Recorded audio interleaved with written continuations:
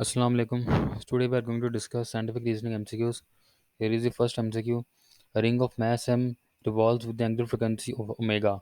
Now, two buckets filled with sand of the same mass are placed on the opposite sides of the ring, and the frequency of the ring changes to omega 1. What is the ratio of omega 1 and omega?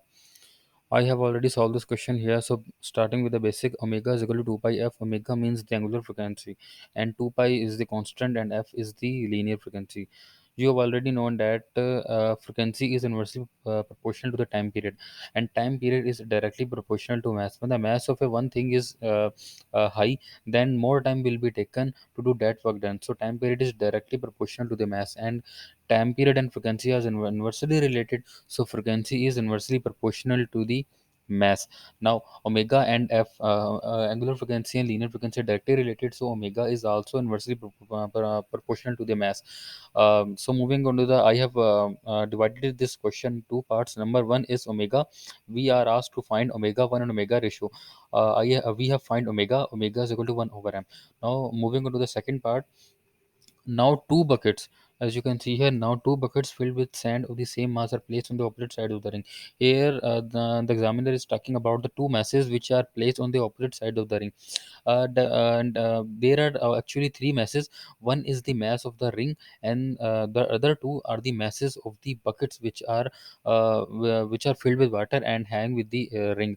Now move using this strategy you can deduct this. Omega 1 is equal to 1 over 2m plus m, as omega is inversely proportional as omega is inversely proportional to the mass.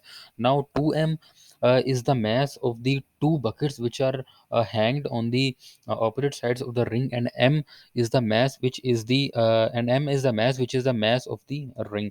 Now we are asked to find the ratio of the omega 1 and omega. When we put omega 1 and omega, we get omega m over m plus 2m. So this is the correct option. Option alpha is the correct option.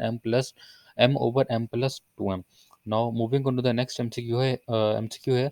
A bird of mass 100 gram traveling at 20 meter per second collide with a stationary hummingbird of 10 gram. Find the speed of the birds after a collision if they stick together upon impact. Now you have I hope you have read the law of conservation of momentum. I have solved this question here using law of conservation of momentum formula. M1 v1 plus m2v2 is equal to m1v1 dash plus m2v2 dash. Uh, as you can see here, here the mass is given in grams. We have to convert it into kilogram. So I have already converted into kilogram. Convert gram into kilogram.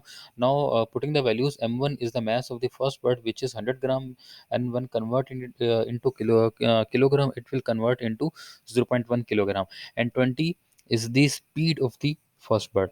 Now m1v1 plus m2v2, m2 is the mass of the second bird, which is 10 gram, and when converted into kilogram, it will become 0.01 kilogram. As you can see here, the second bird is stationary.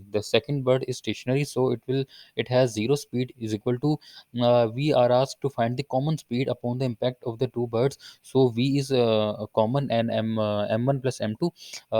Then put the values of m1 and m2 both on the birds and solve this question. So the answer will be equal to 200 over 11. So the answer of this question is 200 over 11, which is approximately equal to 18. Thank you.